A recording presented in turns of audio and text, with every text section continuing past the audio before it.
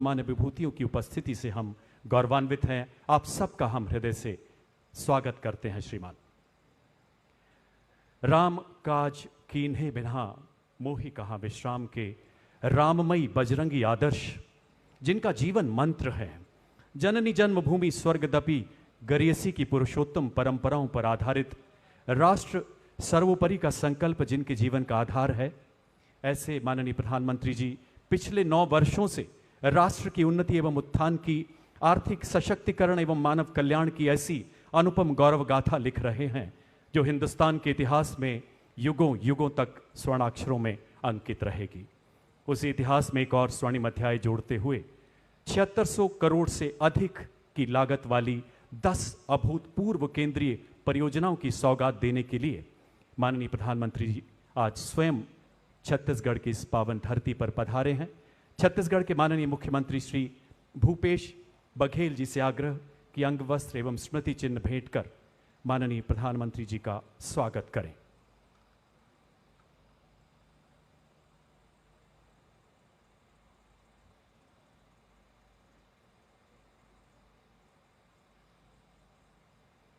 चंद्रपुर के मशहूर बुनकरों द्वारा तैयार किया गया अंग वस्त्र प्रतीक उनकी हथकरघा कार्यकुशलता का, माननीय प्रधानमंत्री के प्रति असीम श्रद्धा का। और ये मिलेट माननीय प्रधानमंत्री के आह्वान पर हमारा मिलेट पूरी दुनिया में अन्न का सरताज बन गया है और ये भगवान शंकर का वाहन नंदी। धन्यवाद श्रीमान। माननीय सड़क परिवहन एवं राजमार्ग मंत्री भारत सरकार श्री नितिन गडकरी जी से आग्रह कि वो माननीय प्रधानमंत्री जी का अंग वस्त्र एवं स्मृति चिन्ह भेंट कर अभिनंदन करें।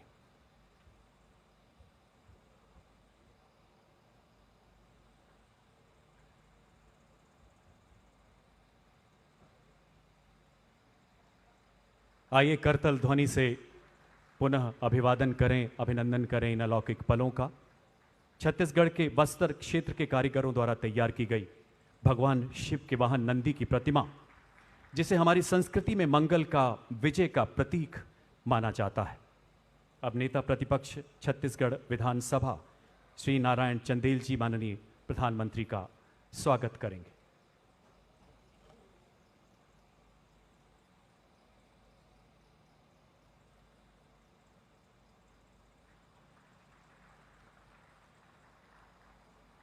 धन्यवाद मान्यवर। समय है स्वागत संबोधन का। माननीय केंद्रीय सड़क परिवहन एवं राजमार्ग मंत्री श्री नितिन गडकरी जी से आग्रह, कृपया स्वागत संबोधन के लिए पधारें माननीय मंत्री महोदय।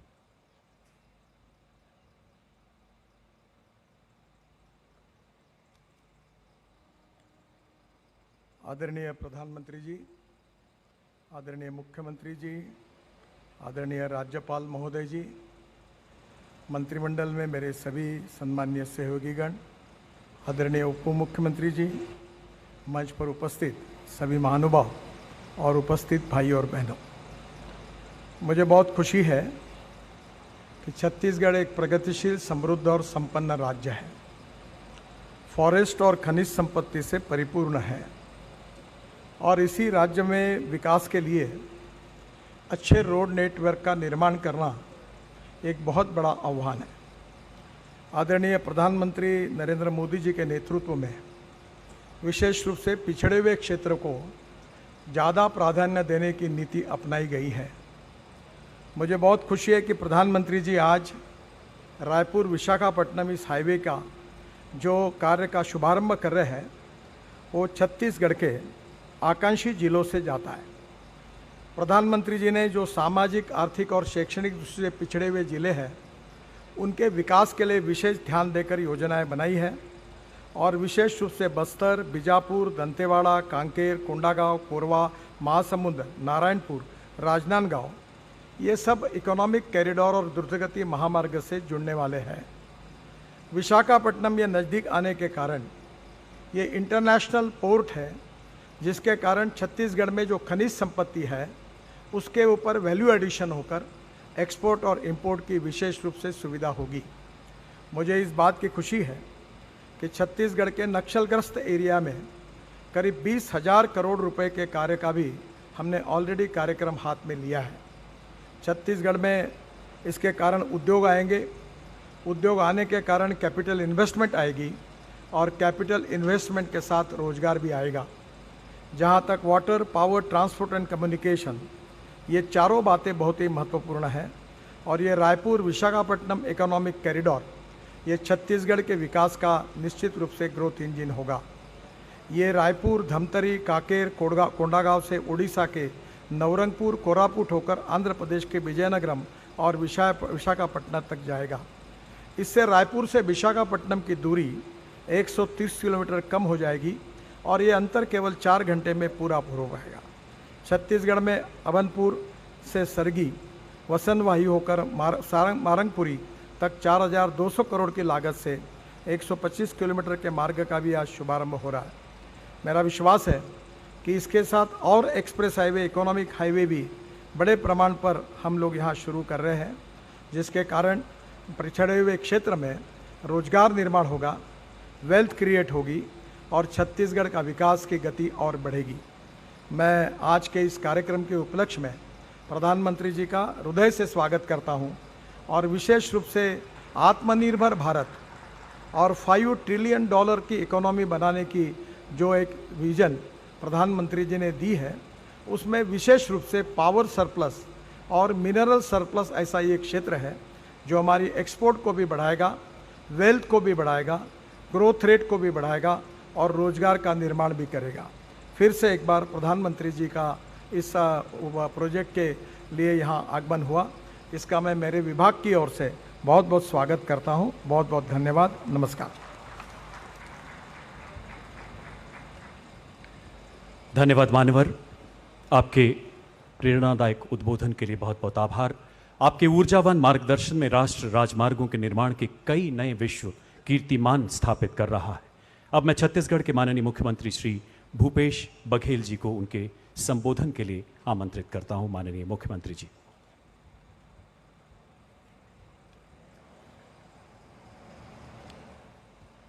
प्रधानमंत्री आदरणीय नरेंद्र मोदी जी, राज्यपाल आदरणीय विश्वभूषण हरिचंदन जी, केंद्रीय भूतल परिवहन मंत्री आदरणीय नितिन गडकरी जी, डॉक्टर मनसुख मंडाविया जी, आदरणीय टी.एस. सिंहदेव जी, आदरणीय ताम्रध्वज साहू जी, आदरणीय केंद्रीय राज्य मंत्री रेणुका सिंह जी, डॉक्टर रमन सिंह जी, नारायण चंदेल जी, अरुण साहू जी, सांसद सुनील सोनी जी और सभी उपस्थित देवियों, सज्जनों, पत्रकार मित्रों, ये हमारे लिए खुशी की बात है कि प्रधानमंत्री जी आज एक दिवसीय दौरे में हमारे छत्तीसगढ़ में आए हैं। छत्तीसगढ़ के धरा में उनका स्वागत है। भगवान राम के ननिहाल और माता कौशल्या की नगरी में आपका हार्दिक अभिनंदन, स्वागत। सभी अतिथियों का मैं स्वागत अभिनंदन करता हूं। प्रधानमंत्री जी से हम लोग अनेक मंचों में मिलते रहे हैं और छत्तीसगढ़ के विकास के बारे में मिलके भी, नीति आयोग में भी, निवास कार्यालय में और कभी पत्राचार के माध्यम से यहाँ के विकास के बारे में हम लोग मांग करते रहे हैं। मैं उन मांगों को और दोहराना नहीं चाहता। आदरणीय केंद्रीय भूतल परिवहन मंत्री गडकरी जी के साथ अनेक बार बैठकें हुई और मुझे खुशी है कि हम लोग जितना मांगते हैं उससे ज़्यादा ही दे देते हैं। तो आदरणीय गडकरी जी का भी स्वागत। और केंद्र राज्य के संबंध के आधार पर लगातार हम लोग तो मांगते रहेंगे, केंद्र सरकार से जितनी आवश्यकता होती है उसे मांग करते रहते हैं। मैं उन सब को और ज़्यादा न कहते हुए केवल यही कहना चाहूँगा कि छत्तीसगढ़ में लगातार विकास की गति में हम लोग आगे बढ़ रहे हैं। केंद्र से हमेशा अपेक्षा रहेगी कि हमको, क्योंकि हमारा राज्य नवोदित राज्य है, ज़्यादा से ज़्यादा राशि हमको छत्तीसगढ़ को मिले। यही मैं इस अवसर पर कहना चाहता हूँ। पुनः प्रधानमंत्री जी का, केंद्रीय मंत्रियों का और सभी राज्यपाल सहित हमारे जनप्रतिनिधियों का स्वागत करते हुए अपनी वाणी के यहीं विराम देता हूँ। धन्यवाद। जय हिंद, जय छत्तीसगढ़। माननीय मुख्यमंत्री जी का बहुत बहुत आभार। देशवासियों, अब समय है सड़क परिवहन एवं राजमार्ग मंत्रालय, रेलवे मंत्रालय, पेट्रोलियम गैस मंत्रालय तथा स्वास्थ्य एवं कल्याण मंत्रालय की 10 केंद्रीय परियोजनाओं के आगाज का। माननीय प्रधानमंत्री जी से करबद्ध आग्रह, कृपया रिमोट का बटन दबाकर इन परियोजनाओं का शिलान्यास एवं लोकार्पण करें माननीय प्रधानमंत्री महोदय।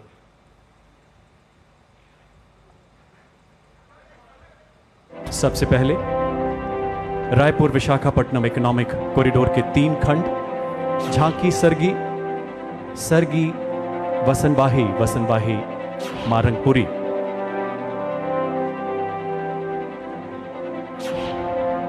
इसके बाद रायपुर कोड़ेबोड़ तथा बिलासपुर पथरापाली 4 लेन का लोकार्पण। तत्पश्चात Raipur Khariar road rail line तथा केवटी अंतागढ़ की नई रेल लाइनों का लोकार्पण और पेट्रोलियम गैस मंत्रालय द्वारा स्थापित नया एलपीजी बॉटलिंग प्लांट माननीय प्रधानमंत्री जी द्वारा राष्ट्र को समर्पित। बहुत बहुत आभार मान्यवर, कृपया अपना स्थान ग्रहण करें। रेलवे मंत्रालय की अभूतपूर्व उपलब्धियों में एक और आयाम जोड़ते हुए माननीय प्रधानमंत्री जी अब अंतागढ़ से रायपुर नई ट्रेन का उद्घाटन करेंगे। माननीय प्रधानमंत्री जी से आग्रह, हरी झंडी दिखाकर इस रेलगाड़ी का मंगलमय उद्घाटन करें, इसे अंतागढ़ से विदा करें। आप देख सकते हैं अंतागढ़ उत्सव एवं उमंग के बीच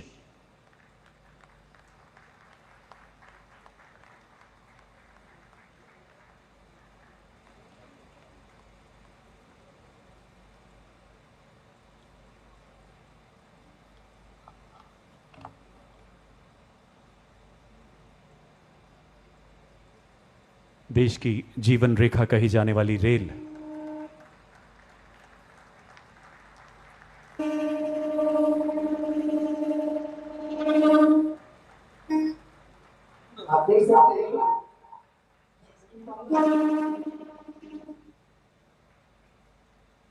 अंतागढ़ से अपनी पहली गौरवशाली यात्रा शुरू करते हुए रेल मंत्रालय अपने विशाल नेटवर्क का निरंतर विकास करते हुए नए कीर्ति स्तंभ स्थापित कर रहा है। उसमें एक और अध्याय जुड़ते हुए आज स्वास्थ्य एवं कल्याण मंत्रालय भारत सरकार के तत्वाधान में आयुष्मान भारत प्रधानमंत्री जन आरोग्य योजना को परिकल्पित किया गया। सितंबर 2018 में शुरू की गई दुनिया की सबसे बड़ी वित्त पोषित स्वास्थ्य योजना, जिसमें अब तक 5 करोड़ लोग लाभान्वित हो चुके हैं। माननीय प्रधानमंत्री जी से करबद्ध आग्रह, कृपया यहां उपस्थित लाभार्थियों को आयुष्मान भारत परियोजना कार्ड वितरित कर हम सबका गौरव बढ़ाएं। सबसे पहले श्रीमती गौरी चौहान जी। श्रीमती गौरी चौहान जो रायपुर शहर से आती हैं,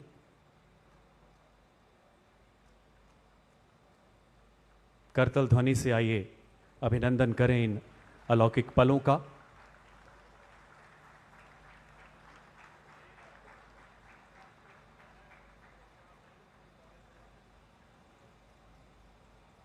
सुश्री शेफाली पाटिल रायपुर के दलदल सिवनी ग्राम से हमारे बीच पधारी हैं।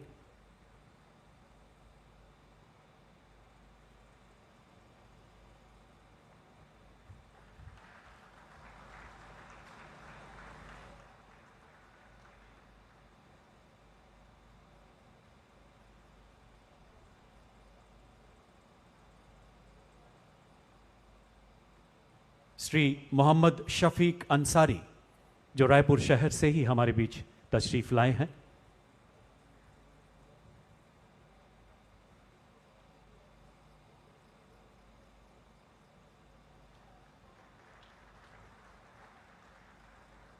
श्री नबलू राम जुरी कांकेर जिले से पधारे हैं और इनका गांव है पलेवा।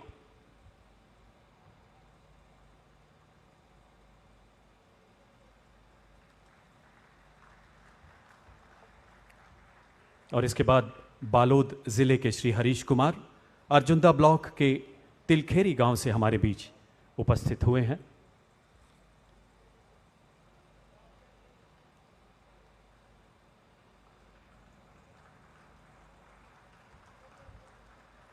धन्यवाद महोदय। ये सभी परियोजनाएं छत्तीसगढ़ में विकास के नए द्वार खोलेंगी, विकास जो सर्वव्यापी है, सर्वस्पर्शी है। और अब समय है उस उद्बोधन का जिसके लिए हर देशवासी ही नहीं बल्कि दुनिया के हर कोने में लोग आज आह्लादित हैं, आतुर हैं। आपसे करबद्ध आग्रह माननीय आशीर्वचनों से हमारा मार्गदर्शन करें। आज के समारोह को संबोधित करें माननीय प्रधानमंत्री महोदय।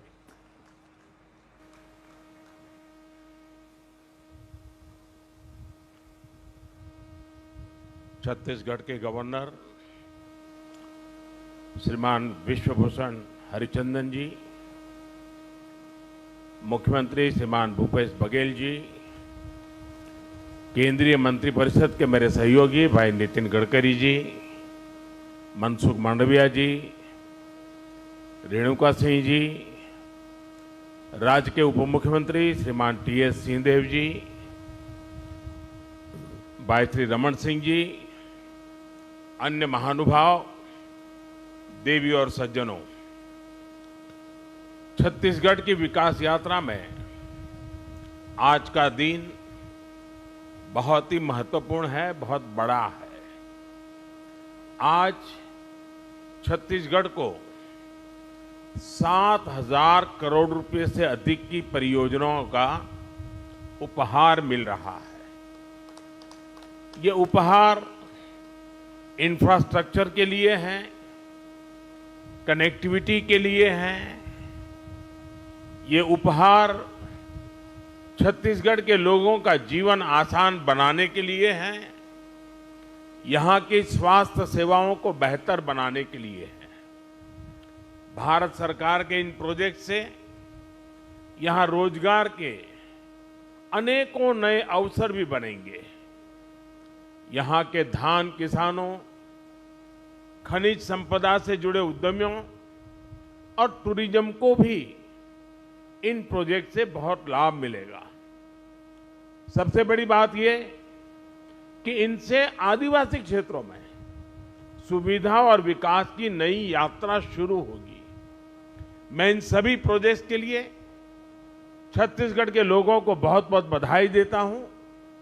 साथियों, भारत में हम सभी का दशकों पुराना अनुभव यही है कि जहां इंफ्रास्ट्रक्चर कमजोर रहा, वहां विकास भी उतनी ही देरी से पहुंचा।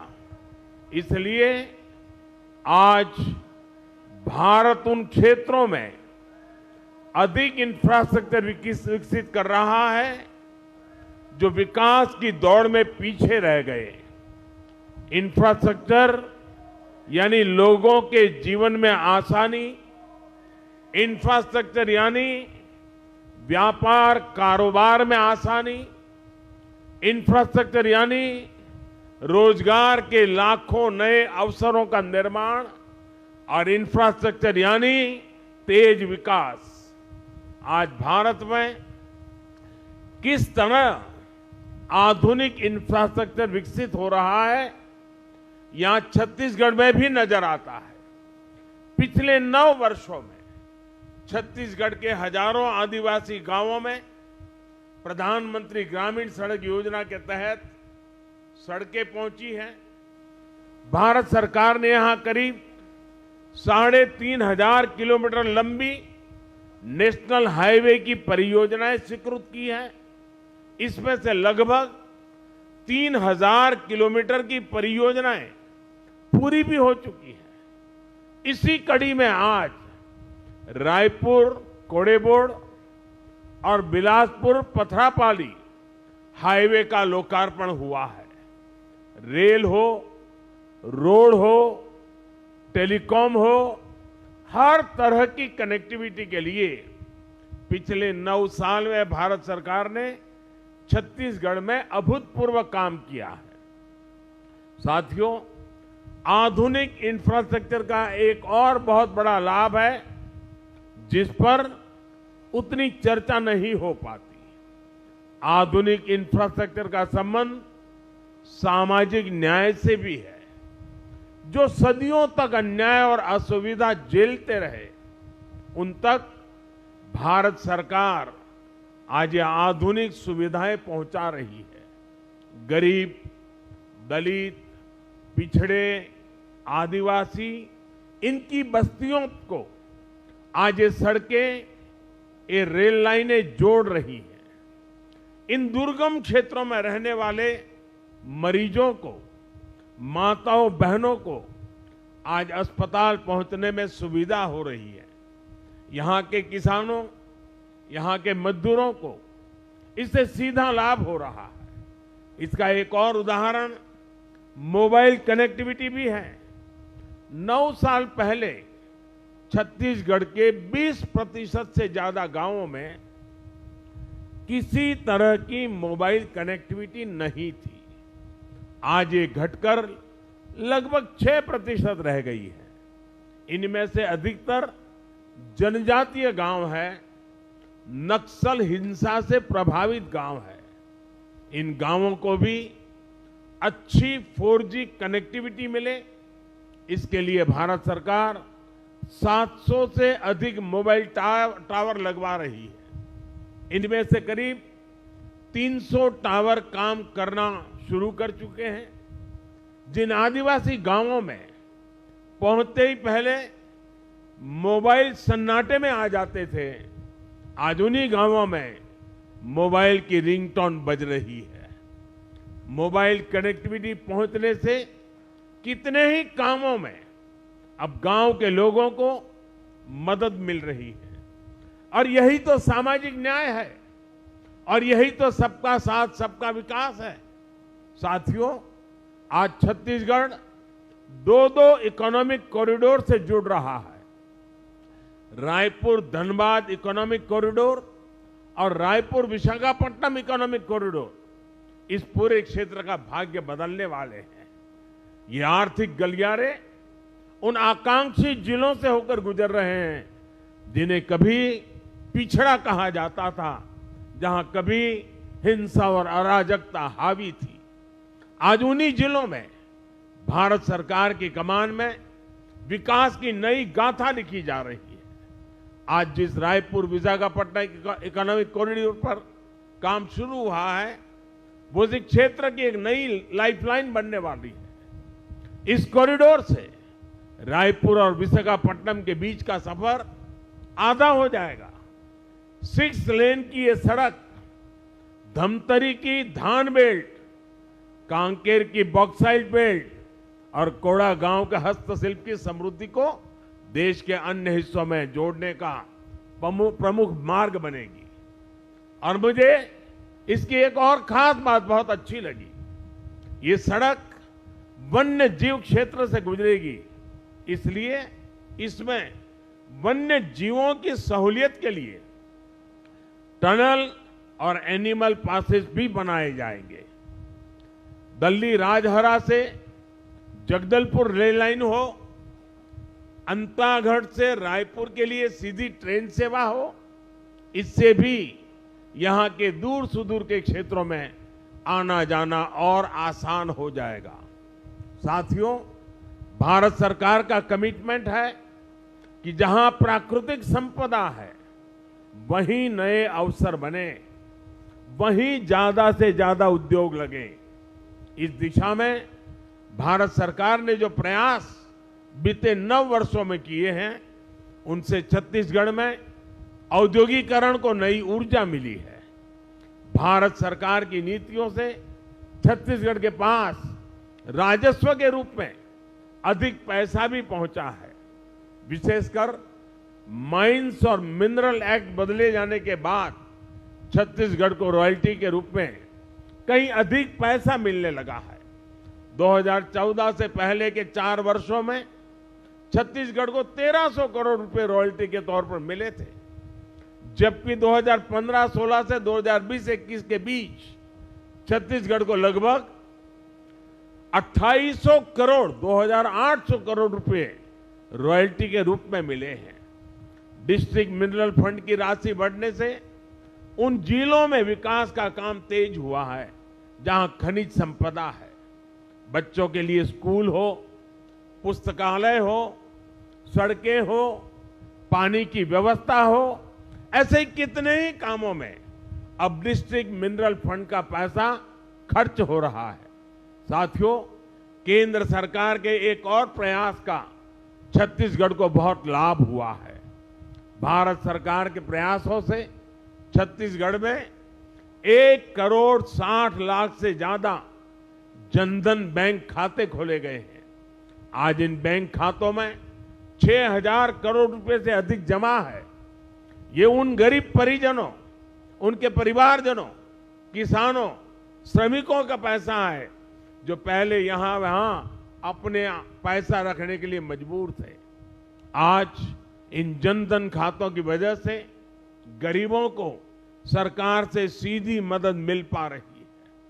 छत्तीसगढ़ के युवाओं को रोजगार मिले, वो स्वरोजगार करना चाहे तो दिक्कत ना हो, इसके लिए भी भारत सरकार निरंतर काम कर रही है। मुद्रा योजना के तहत 40,000 करोड़ रुपए से अधिक की मदद छत्तीसगढ़ के युवाओं को दी गई है। ये पैसे भी बिना गारंटी को दिए गए हैं।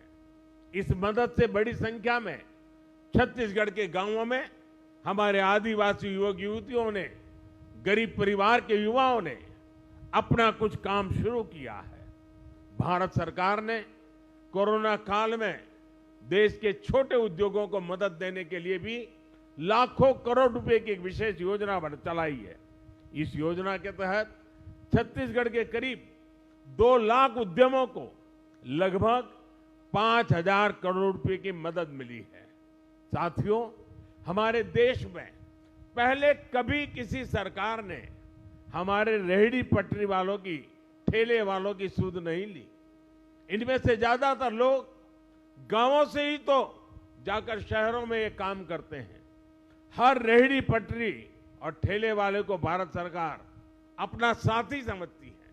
इसलिए हमने पहली बार उनके लिए पीएम स्वनिधि योजना बनाई। बिना गारंटी के उन्हें ऋण दिया। छत्तीसगढ़ में इसके भी 60,000 से ज्यादा लाभार्थी है।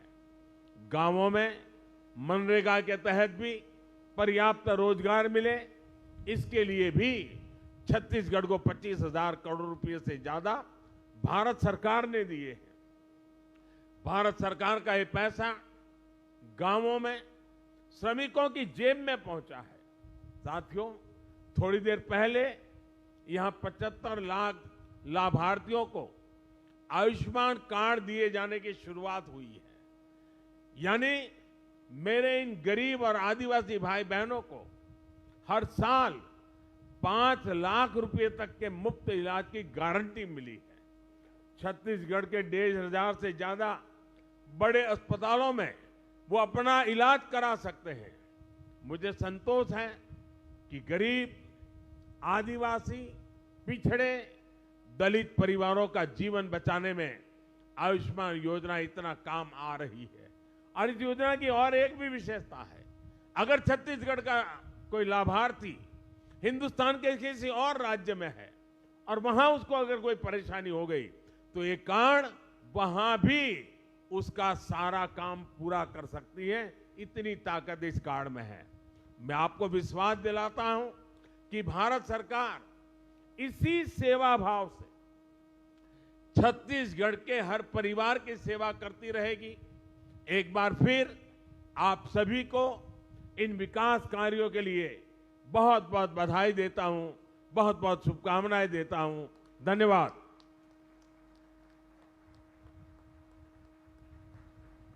आपके ओजस्वी उद्बोधन के लिए आभार मान्यवर। आपका हर शब्द राष्ट्र सर्वप्रथम का आह्वान है। आपकी जीवन यात्रा मां भारती का वंदन है।